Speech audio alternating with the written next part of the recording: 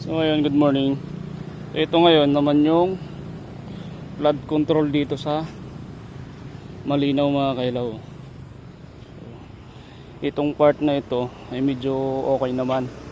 Okay naman to dito sa may bandang tulay ito ng papuntang Manhanip. So ayan o. Okay naman itong flood control nila rito. So sa ibang part kasi ng ng Malinaw may nagsasabi na sa flood control daw nila ay may mga sira-sira na, halos hindi natapos. So baka sa susunod na mga araw ay mapapasyalan natin yan mga kailaw. So ito lang muna, ipapakita natin sa inyo itong flood control dito sa may bandang Malinaw. So mahaba-haba rin to, hindi ko lang sure kung gaano kahaba to. So iikotin natin.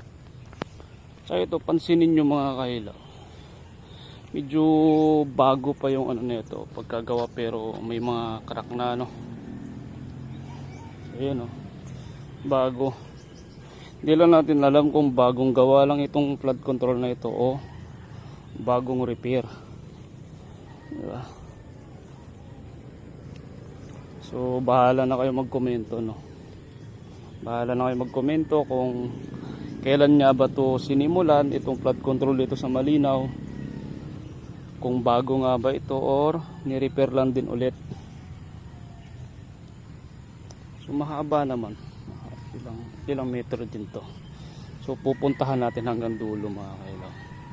So dito lang sa side na to, dito sa kabila wala pa siyang flood control, dito lang.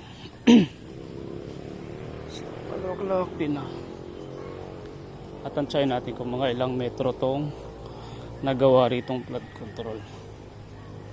So mukhang hanggang dito lang yata sa unahan.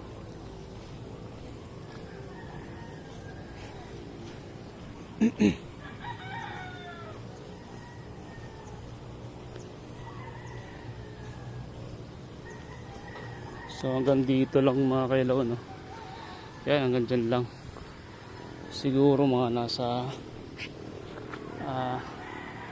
500 meters din ata itong na to, flood control dito sa may bandang Malinaw.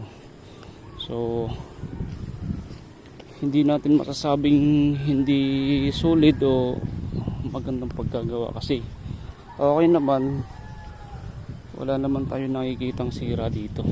Saka yun, mayroong kakaunti na mga crack, pero hindi siya ganun kasira tulad ng mga nakikita natin.